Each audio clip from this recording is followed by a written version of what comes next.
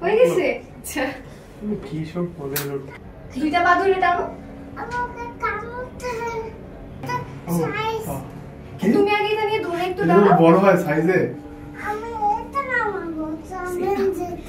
একটু উঠো তাহলে। দেখি তো মামামের দিকে তাকাও। আসসালামু আলাইকুম, কেমন আছেন আপনারা সবাই? ফারসিনের জীবনে এই প্রথমবার ও এইভাবে করে শ্যুট করছে। একদম হুট করে ডিসিশন নেওয়া আর আমাদের উত্তরা গিয়ে ফারসিনের শ্যুটটা করা। ওটা কিচ্ছু হবে না, করবে না। হ্যাঁ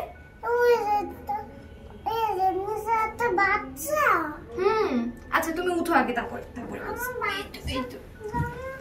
হ্যাঁ এবার চুজ করো। এবার কোনটা ভালো?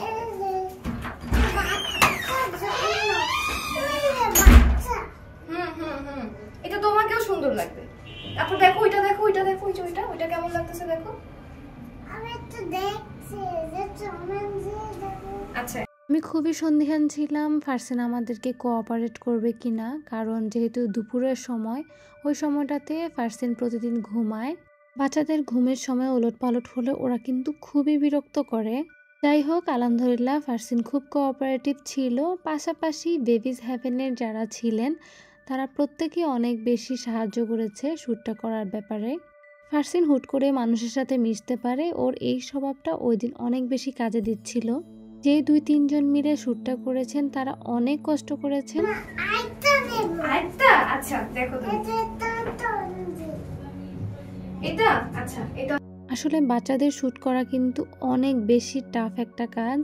ওদেরকে মানিয়ে শুনিয়ে ওদের মুডটাকে প্রায়োরিটি দিয়ে অনেক কষ্ট করে কিন্তু একটা শ্যুট করতে হয়। আর ওরা যদি একবার কোনোভাবে বিরক্ত হতে পারে তাহলে তো আর কথাই নেই, কোনোভাবেই ওদেরকে ঠান্ডা করা যায় না। এই প্রথম ফারসিনের এমন একটা কাজ করা।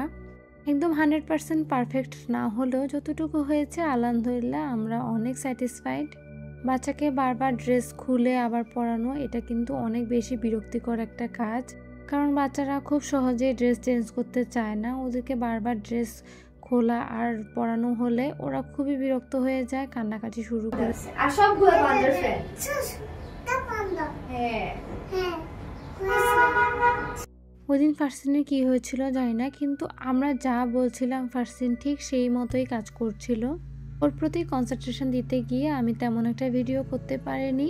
অল্প কিছু বিহাইন্ড দ্য শ্যুটের ভিডিও নিয়ে এসেছি আমি, কারণ আমাদের মেইন টার্গেটটা ছিল ফারসিনের মাথা যাতে কোনোভাবে গরম না হয়। হাতি খুঁজো তো একটা। এখানে একটা মাকি আছে দেখছো? হ্যাঁ একটা জিরাফ আছে। এটা বাচ্চা জিরাফ। হ্যাঁ এটা একটা বাচ্চা জিরাফ।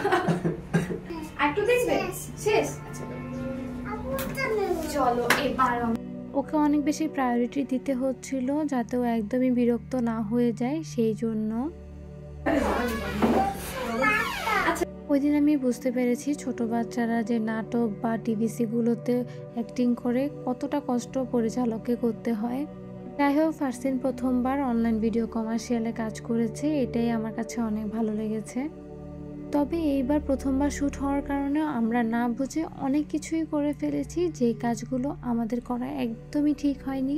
পরে যদি আমরা শ্যুট করি কখনো তাহলে এই বিষয়গুলো আমরা মাস্ট বি মাথায় রাখবো।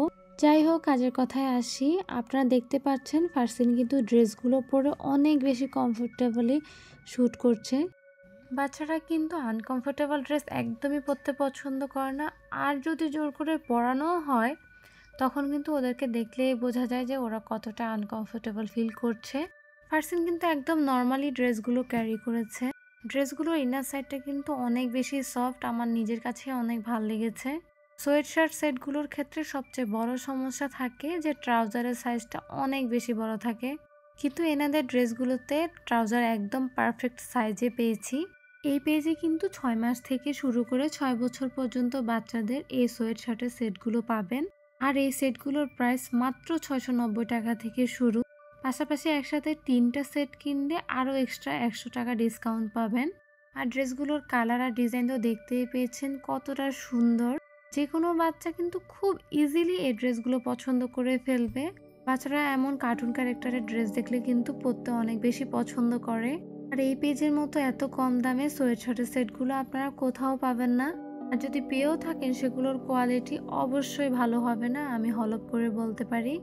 বাচ্চার কাপড় চোপড় বা যে কোনো কিছুর ক্ষেত্রে আমরা কিন্তু কোনোভাবেই কম্প্রোমাইজ করতে চাই না।